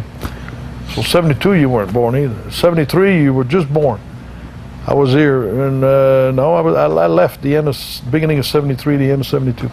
That's when the deal with Thunderbolt. Mm-hmm. I went to Tennessee. And then I came back in 76. And then that's when I really got shafted. Yeah. And that's when I really told. Tell us about that story, because I've heard stories of it. Well, Crockett, I came in 76, and I had my own airplane. And it's amazing how jealous some people get. And I know this. I wasn't stupid, which I didn't care. People envy other people. I was flying around, 300 miles. Those guys are riding in cars. I was home in an hour and a half, They were riding for 6 hours. So I had a plane full all the time. Then Wahoo liked to fly with me. So Wahoo would like to play golf. Wahoo and I always got along. I always liked Wahoo. You knew where you stood with Wahoo.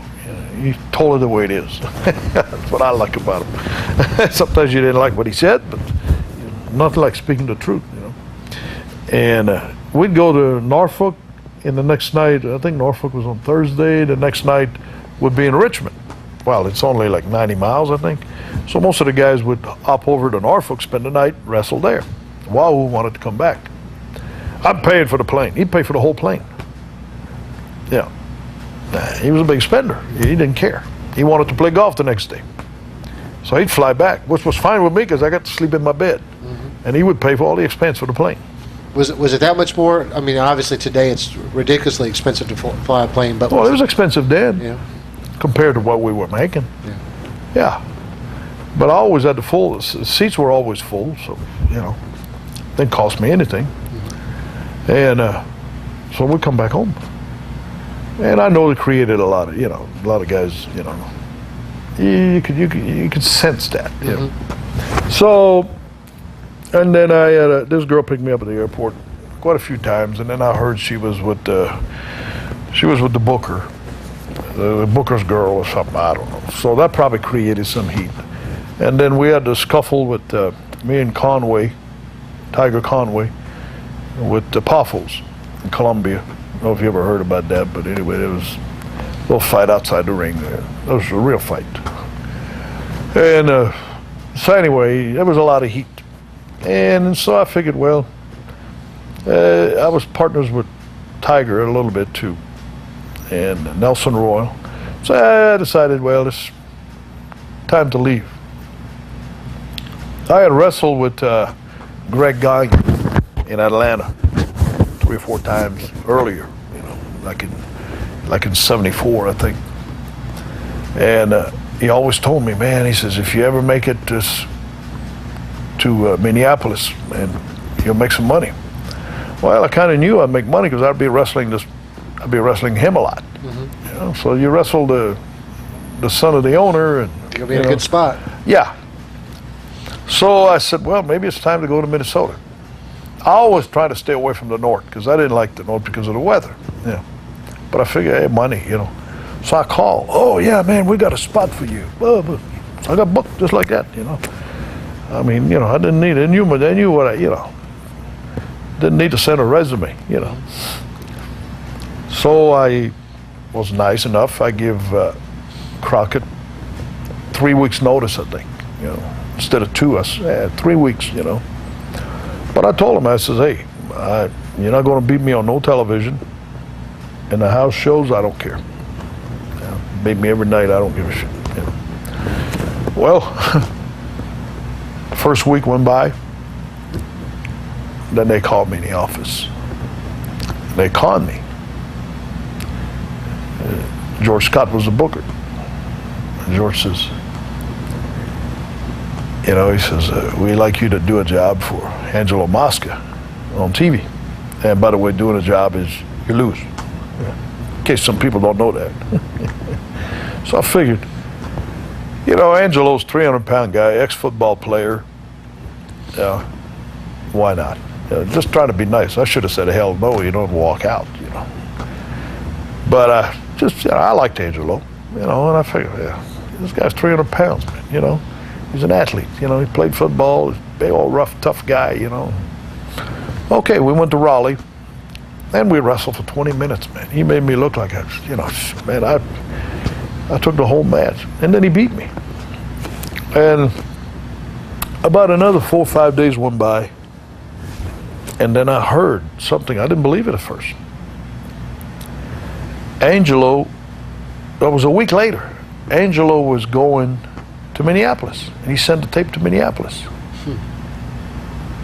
He was going a week before me, or 2 weeks before me, and he sent a tape beating somebody.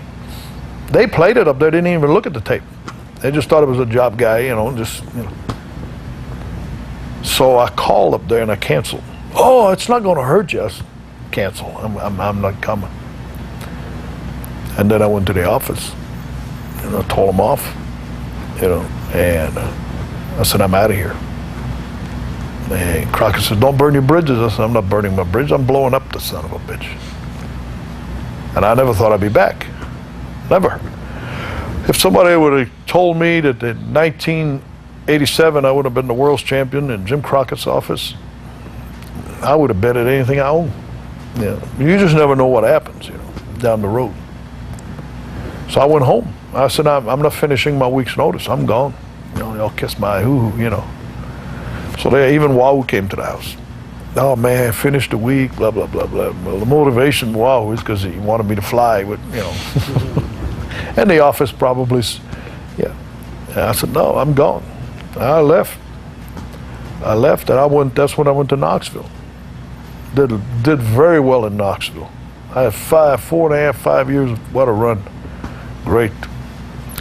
I heard a story, and it may not be of Knoxville, that a promoter screwed you over on some pay, and then you went on the local TV show and kind of exposed the business just to hurt the promoter to get even with him. No, we didn't really do that.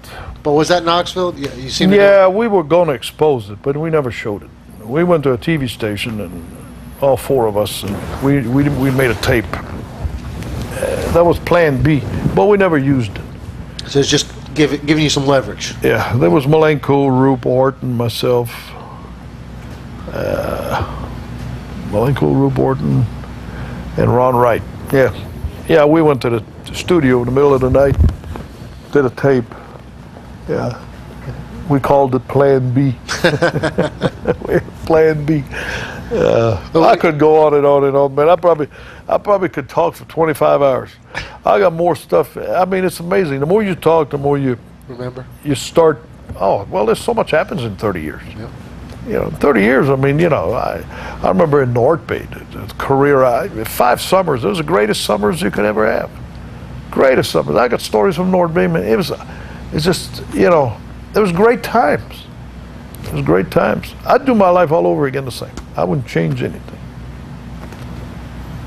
But tell us I always said I was the luckiest person, But the simple, you know why I'm so lucky? Because I have never done anything I didn't like. And that's why it's hard for me to understand people that complain all the time. Leave. Do something else. You know what I mean? Mm-hmm. If you're unhappy one day, you've lost that day. 2 days, 3 days, 5 years, you've lost everything.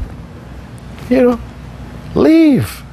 Find something else. Do something else. They hate their boss. Just leave. You're not going to change the boss. You're not going to change the company you work for.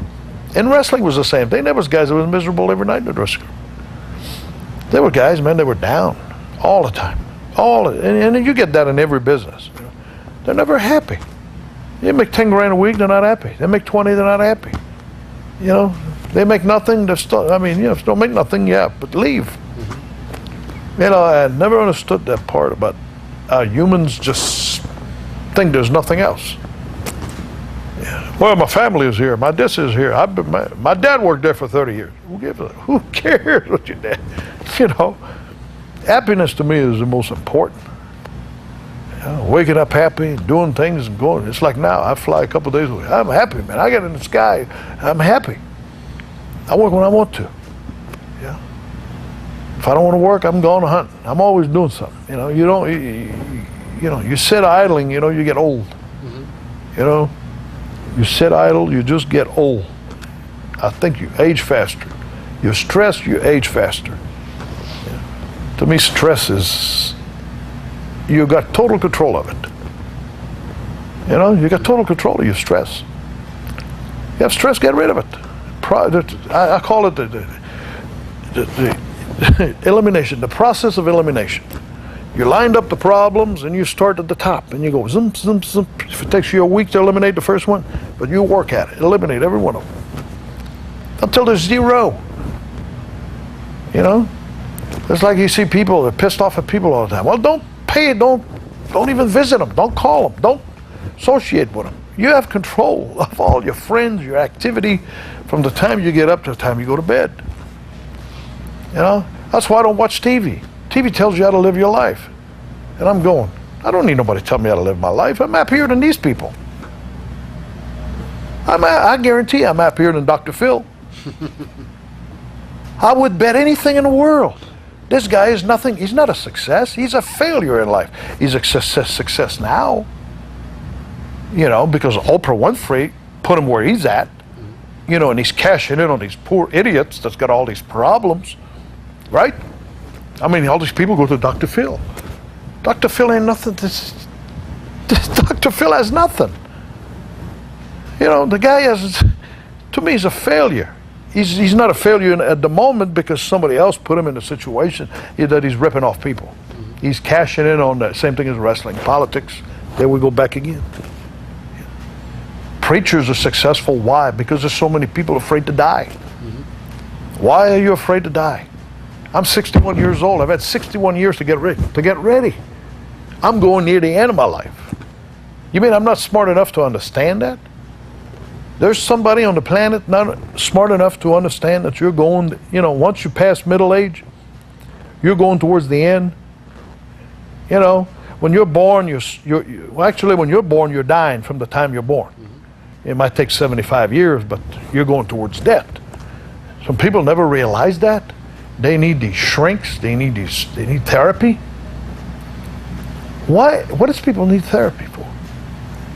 Why don't they look in the mirror and talk to themselves? Am I happy? What's my problem? Make a list, start writing, have a tape recorder, whatever. You know, fix your own life. You don't need somebody to do that.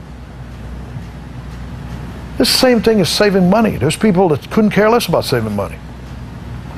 They make 10,000, they'll blow 10 grand. They make 100 grand, they'll blow 100 grand. Go figure, you know, and then they get old and they're unhappy.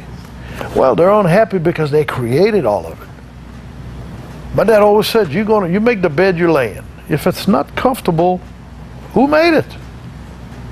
You know, we do every day. People in relationships, man, they're just, you know, they're so confused. It's nothing really confusing if you stop and use your, you know, what the good Lord give you. You know? To me, the most prevailing thing in life, common sense. And I think they quit making that. Yeah, because people depend on all these little trinkets now. The computer thinks for them. This thinks for them. That thinks for them. I refuse to go along with that. I'm not a computer smart guy, you know. I can get on it, you know, navigate a little bit, you know, and everything, but I refuse to totally put my life into hours and hours and get on the internet and chat with people. What a waste of life. So what do you use the computer for?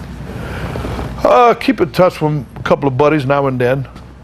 You know, when I need something, I needed car parts the other day. I got a heck of a price on it. You know, it took me forever to get to it, but I found it. You know, if I need to check the weather, you know, but I don't spend much time on it. Very little, very, very, very little, because you know, people, and I say that because that's why people are out of shape. They're not exercising. They're not doing anything. They're sitting for hours at a computer. You know, and even my poor kid. You know, my kid. I tell him, I said, you know, it's like you go to a store, and an article costs $1.08. Okay, try that next time. I do it on purpose too, especially when they're young, behind the cash register. They just come out of high school, some of them college. Supposed to be smart. $1.08. I give them $1.25. Some of them don't know how much change I got coming. You mess them up. Yeah. If they don't look on the cash register, what the change is, they can't figure it out for themselves. If you don't give them the right amount, man, I'll tell you what, you throw them for a loop. I mean, it's amazing. Yeah. With the space limitations we have, we're not going to be able to cover everything about your career, but I do want to, just so we don't forget about it, because a lot of people will be disappointed if we didn't get your words about it. You had probably the peak of your careers. You had a victory over Ric Flair, and you held the most important belt in wrestling. Can you just give us some of your memories of that time? Well, it was good. It was you know, it was business, you know, and the only reason it happened is because I know Dusty was against it, you know.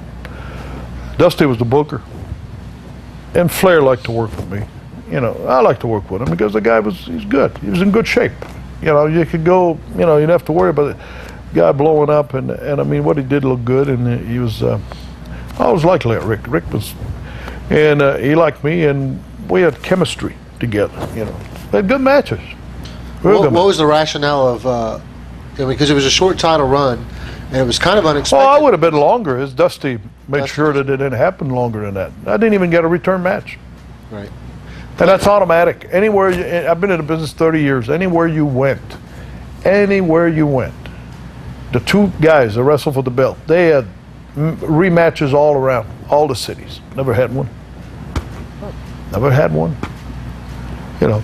So everything was, the booker had a lot to do with the business. You know, but it's like a script in a movie.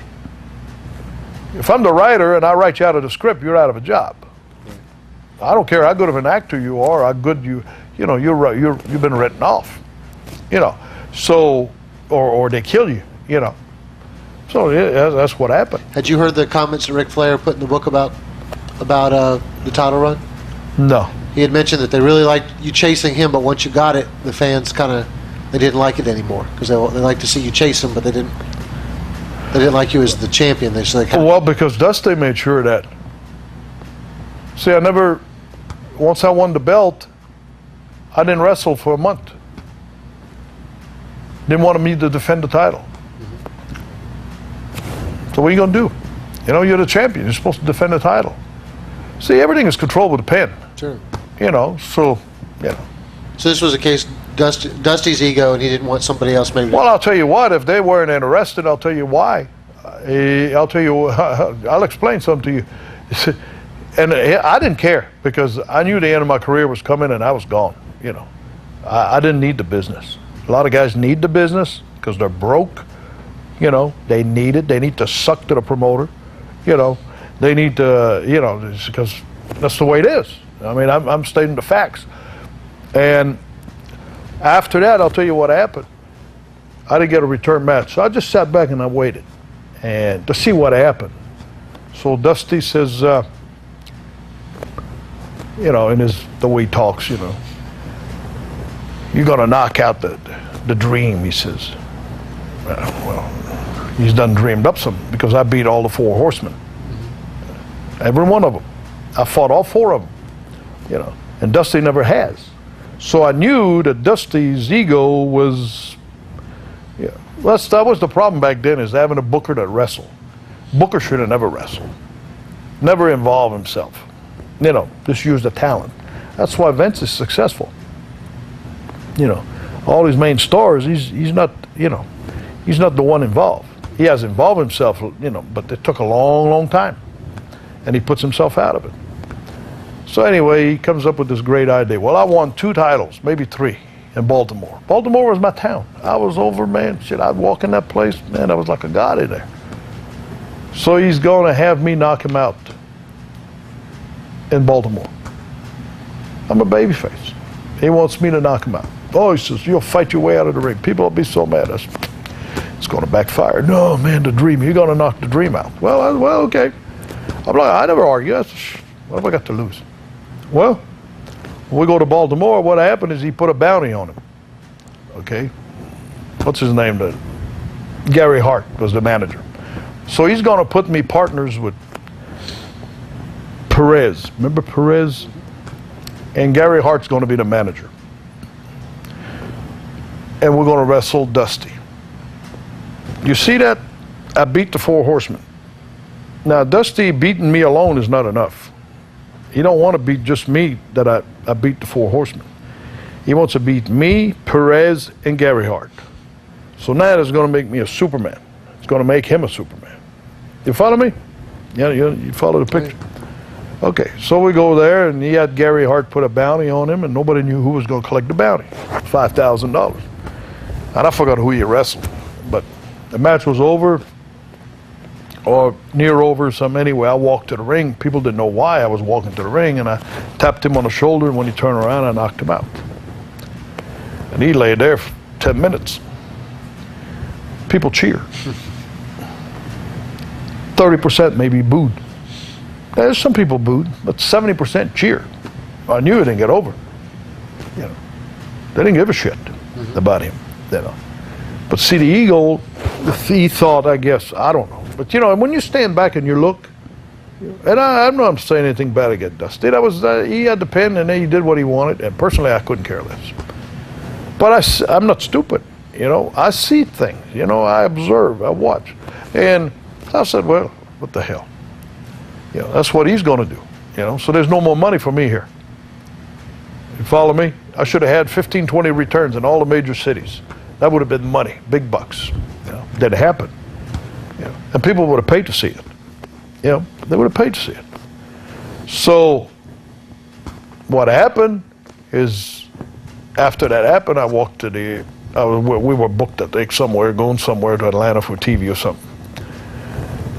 I got on the airplane and I shook hands with all the guys, and I showed up at the airport just for that, the private plane. I shook guys with the guys that was in the airplane. There was 2 planes.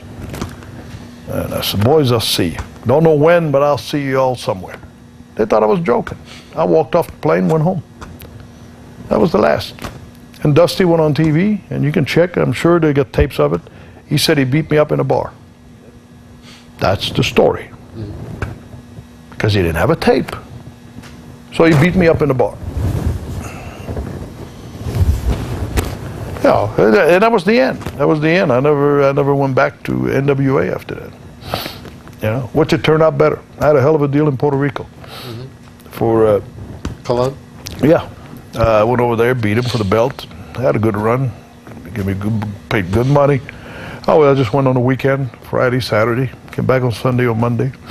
You know, then I went to the WWF later, but everything turned out fine. You know. We'll bring you But back. that was the reason, you know, and a lot of people never understood it. Well, you know, if you don't know what's supposed to happen, you know. But the whole thing was based on ego. If Dusty would have been there, we would have went all the way around. We would have made money with it. And another thing that killed that show is, and this is true. I mean, you can research it. It was Starrcade, wasn't it? Yeah. Okay. If you look back in history, what was Starrcade at? Greensboro. Exactly. Greensboro was sellout, man. 3 levels. You ever been to that building? It was awesome. 3 levels sold out. Where did we go that night? Which one was it? Chicago. 87 Chicago. Chi-Town Heat. Yeah. Exactly. And it was in Atlanta, 2 places, but the live show was, it was a disaster. Why do we leave? We're here. This is local. Greensboro was dead after that. Never was any good. Greensboro, they destroyed Greensboro. They did. People in Greensboro felt left out totally. Starrcade was a Greensboro Tradition. Whose idea was it to go to Chi-Town? I'll leave you 3 guesses. Whose idea was it to go in Vince McMahon's backyard? Why do you find a man in his backyard? We had Baltimore. We had won that. But we didn't need to go to Philly. We didn't need to go to these other places. We didn't have them. Baltimore, we got it. By luck, maybe. But Baltimore was a NWA town. It was. Big houses. Packed. I wrestled Ted DiBiase, beat him for the belt. That was a hell of a town. You know. But, you know. And whose idea you think it was to have 2 jets? I mean, 2 airplanes. You know, if we go down the list, which I didn't care because I didn't own the business, but I saw a lot of things coming. You know, a lot of things coming. You got to take little steps when you fight Vince McMahon. Little steps. If I had to say, if we were doing a documentary saying this is the decline or the downfall of the Crockett era, the Crockett family promotion, would you be able to assign blame to anyone other than Dusty? Well, it's their blame too, and I'm not saying anything against Dusty. Was looking for Dusty. Right. Okay, would I have been the booker? I might have done the same thing. I don't know. I've never been in a position like that. But I think it's a big mistake to, and that's why what the downfall of a lot of promotion is to have a booker that's involved. What was I going to say is Crockett, the way I looked at it, I stand back out of the picture and look at what was going on then. Crockett was mesmerized by Dusty. He thought Dusty couldn't do no wrong. I do believe that until it was too late. Do you think most of the boys looked at him and said, man, what is he thinking? Or do you think because the houses were so good and they saw the business so good, they said, well, maybe he's right. Maybe given. Yeah, but you book 30 guys on a card and you sell out and you don't make any money. What good is it? Mm-hmm. You put 15 guys on a card and bring some money to the office. That's talent. That's business. That's, yeah. I think you just ran out of money. You just can't keep on going to these houses. There was a disaster at the end. Like all these bashes. They were disasters. Some of them, there were some good ones, but on the overall, I think it was a disaster. We didn't need that. If we would have concentrated in the area that we were solid and strong, it'd still be going. It would still be going. But it's just like a war. When you spread out, you get weak. And when you go to these different cities, we went to some of those cities, they didn't want to see us there. They didn't give a shit about Dusty Rhodes or Ronnie Garvin or any of us, I mean, a few fans, but I'm talking about it was WWF territory. It's just like WWF didn't come in our territory. Did you notice that? How smart they was? And here we are chasing them. And who had the most money? Blah. Genius. I'm not a businessman, and I can see that stuff. I'm going, wow. Vince McMahon didn't leave and go fight somebody. He waited on them. Nah, it was an ego. It's an ego. We all have a certain amount of ego. But I'm sure Dusty knows. But like I say, he's not the only one in the business that booked himself in wrestle. And I don't think it was good. I think you put yourself out of it. You could always wrestle maybe underneath, or maybe involve yourself once, like Vince did, you know, once a year, twice a year, you know, but get out, you know, and where everything is wrapped up and revolves around you. That's not good. That's not good, you know. I think people get tired of it, and it's not good for your talent. Talent starts seeing. I mean, you know, I've saw it. How many other guys seen it? Maybe somebody else don't want to talk about it, but I speak the truth. You know, I speak of what I see. You know, it's not a hearsay. I mean, it happened to me.